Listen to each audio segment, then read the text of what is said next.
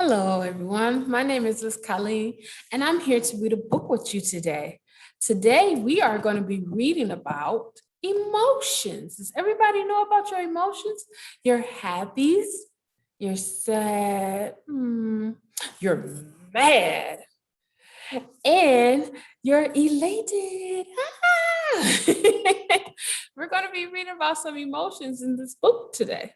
Let's start with our book. Let's see what book we will be reading today. So today's book is called, can everybody see? Don't Call Me Fuzzy Butt. Don't Call Me Fuzzy Butt by Robin Newman. And looking from the cover, it looks like somebody may be mad. Let's see why they are mad. Don't Call Me Fuzzy Butt by Robin Newman. And today we are reading this with rights from the Sleeping Bear Press Publishing Company. Thank you. Bear needed a lot of sleep, 243 and a half days to be precise. Anything less, he turned grizzly. Ooh, don't want to do that. But Bear had a problem. He was a very light sleeper. The slightest noise woke him. Falling pine needles, rustling leaves, and a single raindrop. So he knitted earmuffs and a sleeping cap. He posted signs everywhere. Quiet, do not wake, sleeping bear.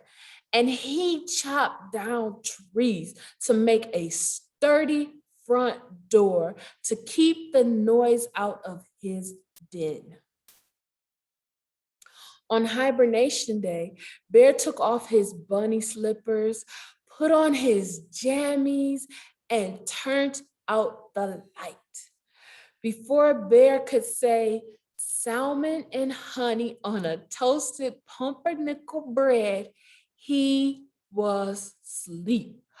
Oh, he's so cozy in his bed with his teddy bear and his bunny slippers. Now, Woodpecker was having a problem. He was a master carpenter. And with a specialty in real estate development, he loved building houses. Every day he pecked holes in his favorite pine trees to make perfect houses, 20 pecks per second to be precise. Whew, that's a lot of pecking. But lately his houses were disappearing. What happened to my rustic ranch? And my cozy cottage, and my solar-powered duplex? Woodpecker went looking. He asked Rabbit, who talked to Mouse, who called Squirrel. No one had seen a thing. He posted flyers around the neighborhood and even offered rewards. Wanted. He wanted those houses back.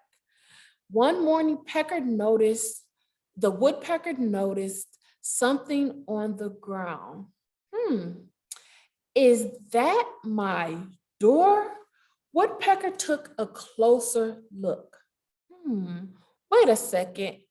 And that's part of my roof. What? Woodpecker kept his eyes glued to the ground. There he found bits and pieces from each of his perfectly packed houses that he had built. And these bits and pieces became a trail that led him straight to the bear's front door. My houses, exclaimed Woodpecker. But all of his houses were destroyed. So Woodpecker went straight to work. Oh, and do you see? I see the mailbox on the ground. I see part of the door on the door, and I see the sign, a little bitty sign that says Home Sweet Home. Peck, quiet, Bear grumbled. Peck, peck. Bear put the covers tight and started counting buzzing bees. Peck, peck, peck, and peck.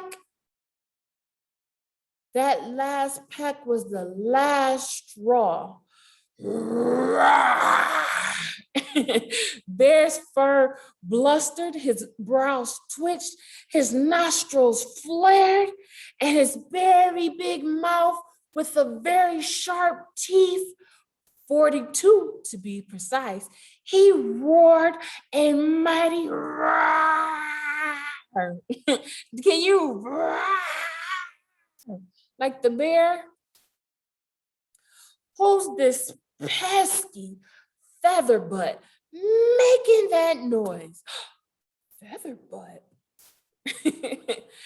Rabbit, mouse, squirrel could not believe their ears. Bear called Woodpecker a featherbutt. Rabbit grabbed the mouse, who then blabbled to the squirrel.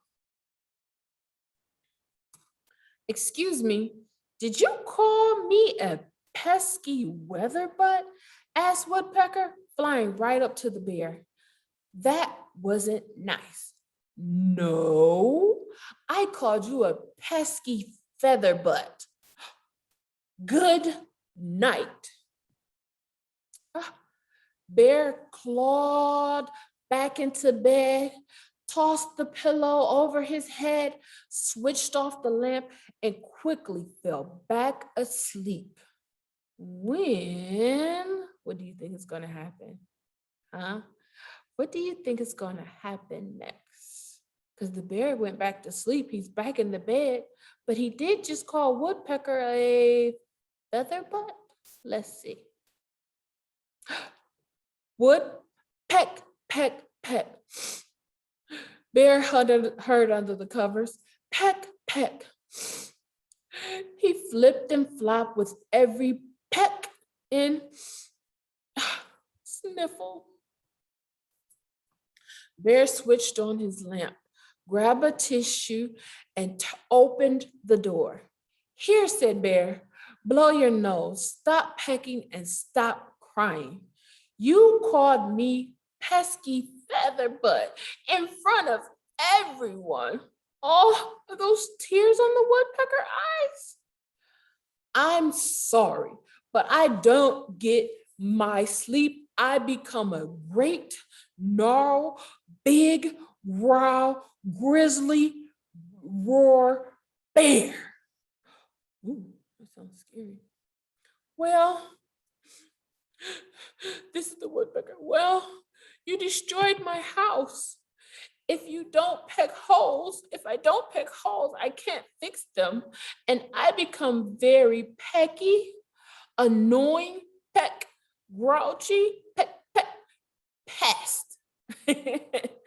What are you going to do about that? Fuzzy butt. Uh-oh, it's a lot of word name calling going on here. Let's see what's next. Rabbit, mouse, and squirrel could not believe their ears. Woodpecker called Bear a fuzzy butt. Rabbit grabbed to Mouse, who confided in Squirrel, who then blabbed to Bear. I'm right here. I heard what he said Bear.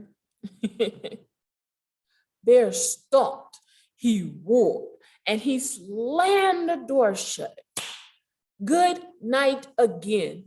Nobody had ever called him fuzzy butt. He crawled back to bed and turned out the light. I'm not a fuzzy butt, Bear whispered to his teddy bear. In the darkness, there was the sound of a faint sniffle. Woodpecker quietly opened the door and flew into Bear's den. Then he switched on the lamp and handed Bear a tissue. I'm sorry, Bear. I didn't mean to call you Fuzzy Butt. I'm sorry too. I didn't mean to call you Weather Butt. I mean, Feather Butt, I mean. Apology accepted, said Woodpecker. Aw, they're getting along. So Bear and Woodpecker put their heads together and came up with a plan. Woodpecker pecked while Bear hammered and sawed. They repaired Woodpecker's houses and moved them far, far away from Bear's den. They also made Bear a brand new door.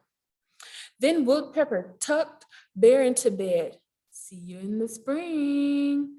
Before Bear could say salmon and honey on a toasted pumpernickel bread, he was sound asleep. Pumpernickel. Bear slept 243 and a half days. Oh, you see, Bear, he's waking up from his long hibernation while Woodpecker pecked his holes 20 pecks per second to be precise. When Bear woke up in the spring, Woodpecker could hardly wait to ask him something. What's a feather butt? I don't know. What's a fuzzy butt? Beats me. The end. So that was a good book, but what did we get from that book?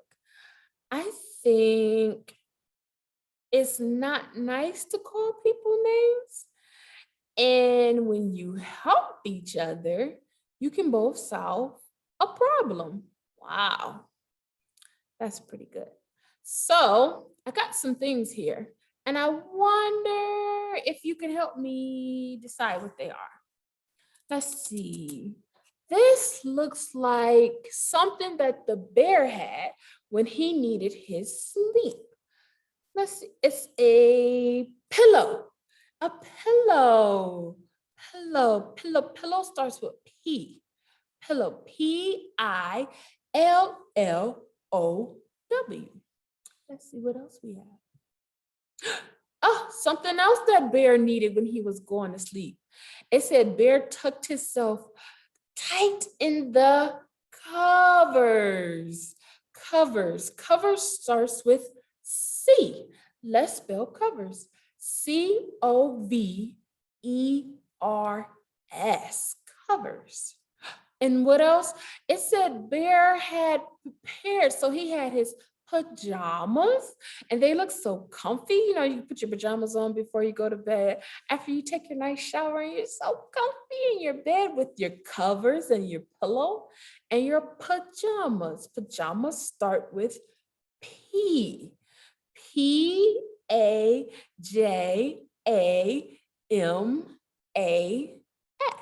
Pajamas.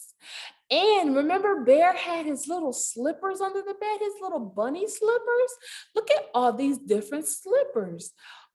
There's some bunny slippers. I see green slippers and blue slippers and pink slippers and white slippers and brown slippers.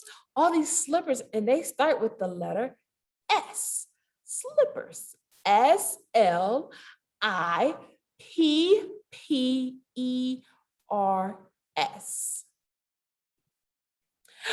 Oh, and remember Bear had his teddy bear and he was tucked tight in his bed with his teddy bear right beside him. Oh, I love teddy bears. Do we all sleep with our teddy bears? And teddy bear starts with T. Teddy. And bear starts with B. Bear. Bear.